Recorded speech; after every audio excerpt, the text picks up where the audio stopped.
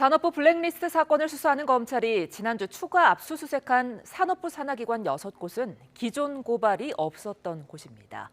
그런데 해당 기관장 가운데는 사퇴 종용이 없었다고 검찰에 진술한 경우도 있어서 당사자가 부인하는데도 일괄 사퇴 지시가 있었다고 볼 만한 정황을 검찰이 포착했는지에 관심이 쏠립니다. 이준엽 기자입니다.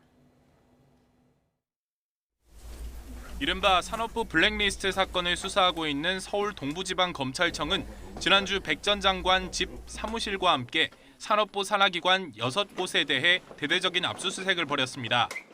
오늘 어떤 거 위주로 압수하셨어요? 특이한 건 이 6곳 기관장이 임기를 못 마치고 교체됐긴 하지만 여태 고발이 전혀 없었던 곳이라는 겁니다. YTN 취재진이 이곳들의 당시 기관장을 직접 접촉해봤습니다. 그런데 사퇴 종용이 있었다며 강하게 호소한 인물도 있었지만 공기업 사장이 멀쩡히 자기 임기가 2년 남아있는데 그냥 관두는 사장이 어디 있어요? 그냥 사표 내라 해서 낸 거고 그냥 뭐 그거지 뭐 이유가 없는 거예요.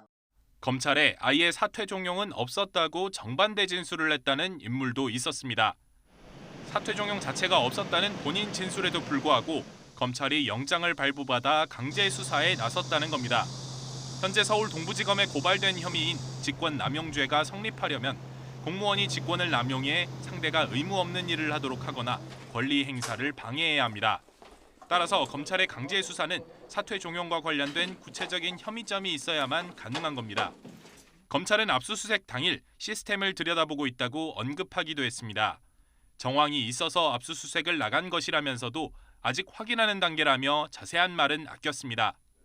검찰은 핵심 피의자 김모 국장과 당시 공공기관 인사 담당이었던 김모 전 서기관을 각각 3차례 이상 불러 조사하는 등 실무 라인의 수사력을 집중하면서 백운규 전 장관 소환을 대비하는 모양새입니다.